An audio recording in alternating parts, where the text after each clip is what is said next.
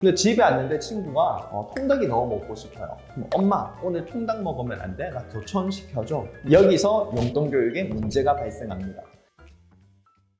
이 용돈이라는 거를 2만 원, 3만 원 받아봤자 그 용돈보다 더 큰 장난감이랄지 놀이공원을 간다랄지 용돈보다 비싼 물건을 이야기 한마디에 다 사줄 수 있다는 거죠. 그리고 사주는 환경이라는 겁니다. 그런데 용돈을 2만 원 주고 3만 원 주면서 이런 불량식품 왜 사 먹었니? 라면 왜 사 먹었니? 이렇게 뭐라 한다라는 거는 아이 입장에서도 좀 혼란이 올 수 있습니다. 10,000원짜리, 2만 원짜리 배달 음식은 말 한마디에 사준 엄마가 1,000원짜리 슬라임 산 거에 대해서는 되게 뭐라 하는 거죠. 이게 용돈 관리가 제대로 되지 않는 겁니다. 그래서 용돈이라는 거는 아이에게 결정 권한을 넘겨주는 연습을 하는 게 용돈 관리고 용돈 교육이 된다는 거죠.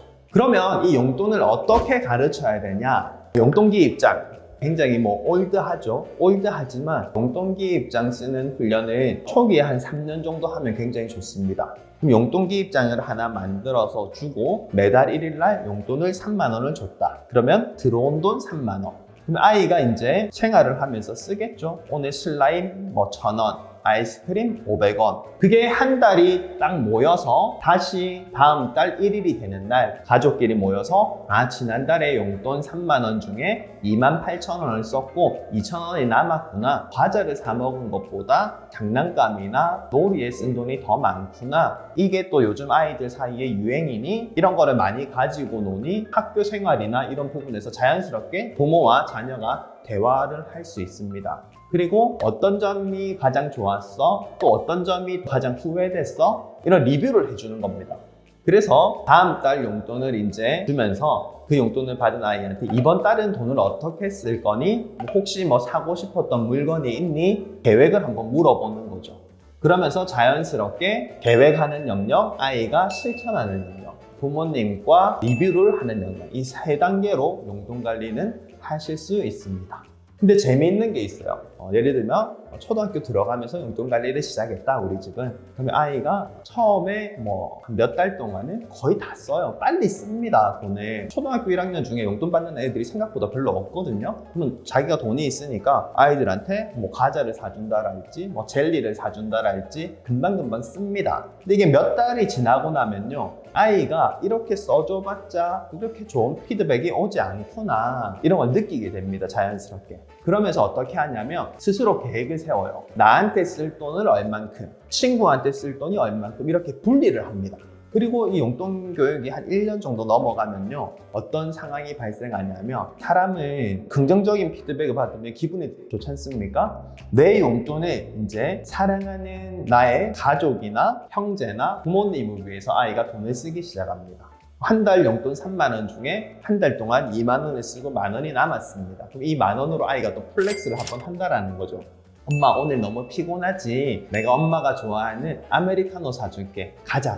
엄마 손을 잡고 나가서 2,000원짜리, 3,000원짜리 아메리카노를 한 잔 사주면서 엄마가 너무 고마워 표현을 하지 않습니까? 그럼 아이들은 거기서 굉장히 큰 즐거움을 알 수 있다는 거죠. 아빠들이 월급날 가족들한테 외식 시켜주잖아요. 그리고 통닭도 사주기도 하고. 그럼 그런 모습을 보면서 우리가 돈 버는 뿌듯함을 느끼듯이 아이들도 자기 용돈을 자기에게 썼을 때보다 타인에게 썼을 때 더 큰 즐거움과 돈 쓰는 희열을 느낄 수 있다는 거죠. 그래서 용돈이라는 거는 처음에 시작할 때 빨리 안 된다, 한 달, 두 달, 세 달 하면서 애가 엉뚱하게 쓴다, 이런 마음을 가지시면 힘들고요. 그 단계는 지켜봐 줘야 됩니다. 그래야 그 다음 단계로 넘어갈 수 있겠죠. 그리고 이제 요즘 엄카, 아카, 엄마 카드, 아빠 카드, 아이들이 카드를 다 들고 다녀요. 체크 카드를 부모님이 하나씩 준다라는 거죠. 그 카드로 편의점에 가서 사 먹던지 아니면 패스트푸드에 가서 햄버거를 사 먹던지 엄마 카드를 쓴다라는 거죠. 근데 우리가 카드를 쓰면요, 얼마를 썼는지 그 느낌이 없죠. 지갑에서 돈을 꺼내서 하나, 두 개, 세 개 이렇게 세알려서 지폐를 줬을 때는 내가 돈을 얼만큼 쓰고 얼마가 남았다, 이런 느낌이 있고 굉장히 아깝다, 이런 느낌이 드는데, 카드는 내가 준 거를 다시 되돌려 받습니다. 이 데이터로 의해서만 돈이 빠져나가기 때문에 별로 죄의식이 없어요. 돈을 쓴 느낌이 안 듭니다. 그래서 엄마 카드, 아빠 카드는 굉장히 안 좋은 거예요. 애들 용돈 관리하고 앞으로 경제적인 그 교육을 할 때 엄마 카드, 아빠 카드 절대 안 됩니다. 만약에 애한테 카드가 필요하다 하면은 본인 이름으로 카드를 만들게 하고 용돈을 그 통장에 넣어줘서 본인이 카드를 쓰게끔 하도록 방향을 잡으셔야 됩니다. 그리고 이제 집에 할머니, 할아버지, 그리고 친인척 아시는 분들이 오면은 용돈을 주죠, 아이들한테. 여기서 문제가 생깁니다. 이 용돈, 외부에서 받는 용돈, 이거를 어떻게 할 것인가? 이거에 대한 협의가 미리 있어야 됩니다. 오늘 할머니가 와서 5만 원을 줬다. 이 5만 원을 어떻게 할 것인가? 그래, 너 용돈 원래 3만 원이고 할머니가 5만 원 받았으니까 이번 달 8만 원 쓸 수 있겠네? 이렇게 해야 될지, 아니면 외부에서 받은 돈은 무조건 엄마가 받아가지고 대신 저금을 해준다랄지, 아이와 함께 대화를 통해서 외부에서 들어온 용돈은 어떻게 할지를 미리 계획을 정해 놓으시면 다툴 일이 없고 섭섭한 마음이 들지 않습니다. 아이들도. 대부분 지금 부모님들이 아이를 위한 통장을 다 가지고 있잖아요. 출산했을 때부터 받은 돈, 돌 때 받은 돈, 생일마다 받은 돈, 이런 돈이 모여가지고 아이들 이름으로 부모님이 대신 저금해주고 있는 거, 대부분 가정에서 몇백만 원씩 들어가 있는 아이들 통장이 있을 겁니다. 근데 이게 막 10년, 20년 동안 묵힌다라는 거죠. 나중에 대학 갈 때 줄게, 아니면 나중에 너 좀 크면은 너 필요한 거 사줄게, 이렇게 이제 이야기를 하는데요.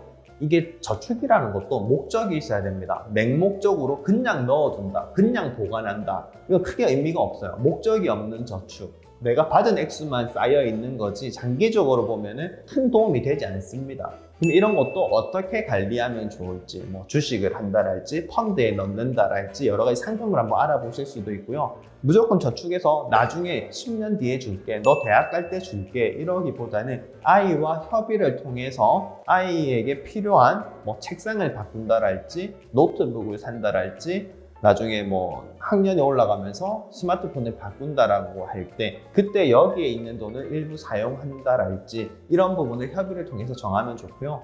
저 같은 경우에는 어떻게 하냐면 외부에서 아이들이 받는 용돈 50%는 저축으로 들어가고요, 50%는 아이에게 줍니다. 왜냐면 또 본인이 받은 거니까요. 그런데 이게 50% 받은 돈을 그냥 용돈에 엎어서 사용하면은 그냥 매달 없어지는 돈이 되겠죠. 그래서 아이들한테 물어봅니다. 다음 달에 혹시 사고 싶은 거 있니? 하고 싶은 거 있니? 사고 싶고 가지고 싶은 상품이나 본인이 하고 싶은 서비스를 한번 미리 생각하게 하는 거죠. 그리고 외부에서 그 돈이 들어왔을 때 이거를 할까 말까 고민을 하게 하고, 본인이 원한다면 자기 용돈 플러스 외부에서 들어온 돈으로 자기가 하고 싶었던 거, 몇 달 동안 생각했던 거, 그런 상품을 사게끔 한다든지 어떤 서비스를 받게끔 하는 거죠. 그래서 이거를 부모님이 알아서 외부에서 들어온 돈 다 100% 관리하지 마시고 아이와 협의를 통해서 어떻게 너 돈을 관리하면 좋겠니? 이렇게 하시면은 크게 불만 없이 가족 관계도 좋아지고 아이도 만족할 겁니다.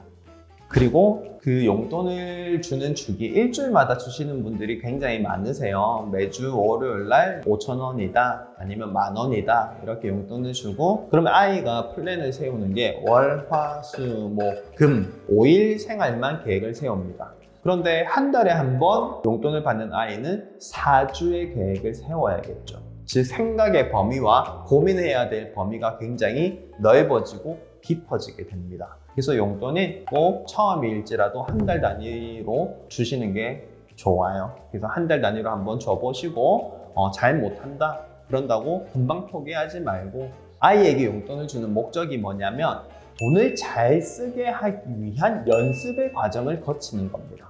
여러분들도 그 시장 가면은 장 보는 거 처음에 되게 어려웠을 거예요. 어머니들을 한번 봐보세요. 우리의 어머님들은 우리랑 똑같은 장보기 돈 10만 원을 가지고 갔을 때 훨씬 더 좋은 상품, 훨씬 더 사용하기 좋은 여러 가지 물건들을 잘 사오시잖아요. 마찬가지죠. 돈도 써볼수록 돈에 대한 이해가 늘고 돈을 잘 씁니다. 그래서 아이에게 2만 원, 3만 원 용돈을 첫 시작으로 줬을 때 너무 크게 왜 이런 거 샀어? 한 번에 왜 다 썼어? 뭐라 하기보다는 돈을 배워가는 과정이기 때문에 옆에서 지켜봐 주시고 분명히 아이가 변하는 모습을 보실 수 있습니다. 아이가 굉장히 삶의 만족도가 높고요. 자기가 자존감이 높아집니다. 그래서 용돈교육이라는 거는 우리가 돈을 통해서 자기의 생활과 계획과 목표와 자존감까지 향상되는 종합적인 교육이거든요. 그리고 용돈교육은 학교에서 해주는 영역이 아니기 때문에 각 가정에서 어머니, 아버지가 먼저 시작해야 되는 교육입니다. 오늘 첫 번째 시간, 용돈은 언제 줘야 되는지, 그리고 얼마나 줘야 되는지, 어떻게 줘야 되는지 이야기 나눠보는 시간이었습니다. 다음 시간에 또 만나 뵙도록 하겠습니다. 지금까지 이두찬의 머니가 머니였습니다. 감사합니다.